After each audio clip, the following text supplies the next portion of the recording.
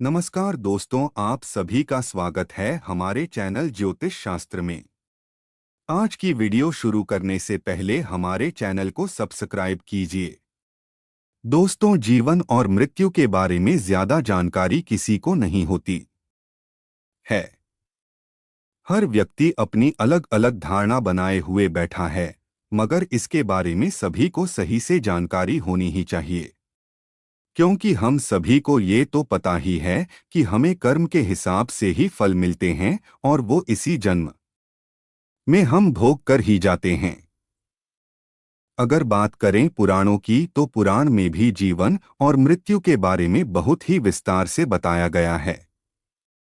गरुड़ पुराण में तो मृत्यु के बारे में बहुत ही संक्षिप्त में बताया गया है।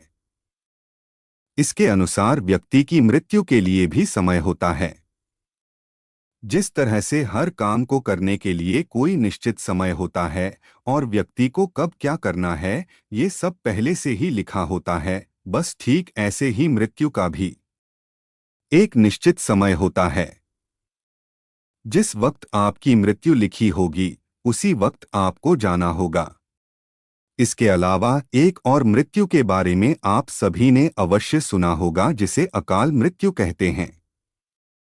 क्या आपको पता है कि अकाल मृत्यु आखिर होता क्या है और जब किसी व्यक्ति की अकाल मृत्यु हो जाती है तो उसके बाद क्या होता है? अगर नहीं तो आज इस लेख में आपको हम इसी के बारे में बताने जा। गरुड़ पुराण के अनुसार हर व्यक्ति के जीवन के 7 चक्र होते हैं।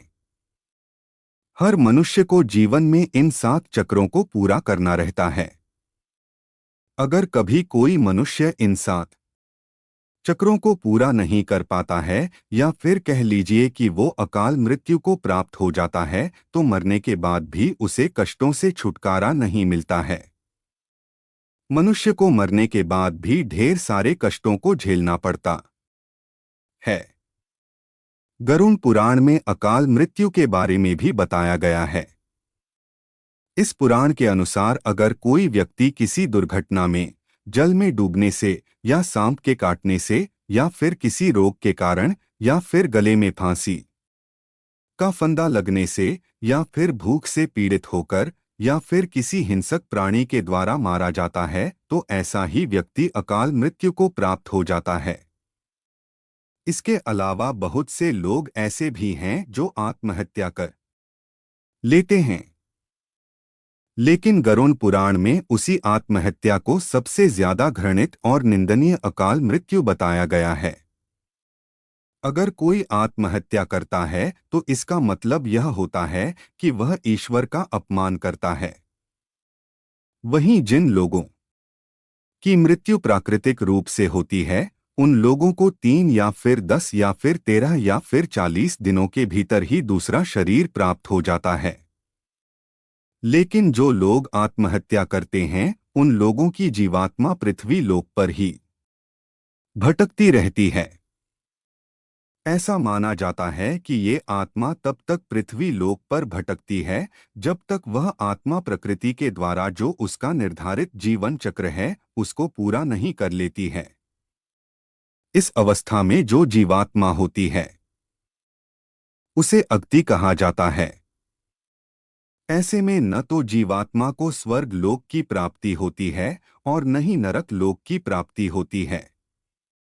जिन आत्मा की मृत्यु अकाल तौर पर होती है, उन्हें सुख, भूख, प्यास, संभोग, क्रोध, दोष, वासना, राग आदि की पूर्ति के लिए अंधकार में ही भटकते रहना पड़ता है।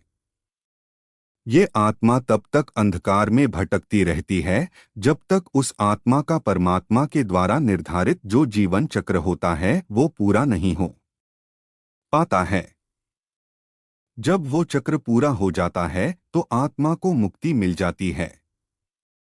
प्राकृतिक रूप से मरने वाले लोगों को सीधे मोक्ष की प्राप्ति होती है, लेकिन कुछ लोगों की प्राकृतिक मृत्यु नहीं होती है, जैसा कि अभी हमने आपको ऊपर बताया।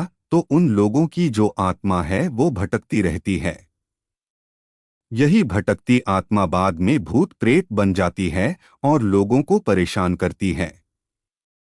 भूत प्रेत जो शब्द है वो हमेशा अशरीरी अतृप्त आत्माओं के लिए कि उपयोग किया जाता है। इस स्थिति में होता क्या है कि मनुष्य का शरीर तो नष्ट हो जाता है, लेकिन उसकी आत्मा का संसार से बंधन बंधा ही रहता है। जब कोई इंसान मरता है तो सबसे पहले उसके हाथ पैर सुन्न हो जाते हैं, इसके बाद उसका शरीर सुन्न हो जाता है और सबसे अंत में व्यक्ति के मस्तिष्क से हृदय का जो संबंध है वो टूट जाता है। फिर जो जीवात्मा होती है वो शरीर से निकल जाती है। जब कोई व्यक्ति जहर खाने से, अचानक चोट लगने से, शरीर के जल जाने से या फिर किसी अन्य दुर्घटना की वजह से मृत्यु को प्राप्त हो जाता है तो उन्हीं की आत्माएं जो होती हैं वो भूत प्रेत बन जाती हैं। यही वो स्थिति होती है जिसमें व्यक्ति का शरीर तो नष्ट हो जाता है, परंतु जो आत्मा होती है वो वहीं आसपास भटकती रहती है या फिर शरीर के किसी हिस्से के पास में ही रहती है। ऐसे में ये आत्माएं अपनी इच्छाओं को पूरा करने के लिए अपने आसपास के व्यक्तियों को कष्ट देना शुरू कर देती हैं। ऐसा माना जाता है कि इन आत्मा के जो पितृ होते हैं वो इसलिए असंतुष्ट होते हैं क्योंकि उनकी मुक्ति के लिए कोई भी प्रयास लोगों के द्वारा नहीं किए जा रहे होते हैं और लोग अपना जीवन अच्छे से व्यतीत कर रहे होते हैं। यही कारण है कि अकाल मृत्यु हो जाने के बाद जो अतृप्त आत्मा होती है वो अपने कार्यों को पूरा करने के प्रयास में दूसरे लोगों के शरीर में अपना ठिकाना बना लेती है। गरुड़ पुराण के अनुसार अकाल मृत्यु द्वारा मरने वाले व्यक्ति के परिजनों को उसका तर्पण नदी या तालाब में करना चाहिए। साथ ही आत्मा की इच्छा पूर्ति के लिए पिंडदान और दान पुण्य जैसे सत्कर्म करने चाहिए। यह सत्कर्म कम से कम 3 से 4 वर्षों तक करना चाहिए, तब कहीं जाकर आत्मा को मुक्ति मिल पाती है। हमारी आज की वीडियो आपको कैसी लगी कमेंट करके ज़रूर बताएं। वीडियो को लाइक और चैनल को सब्सक्राइब कीजिए। जय श्री कृष्णा।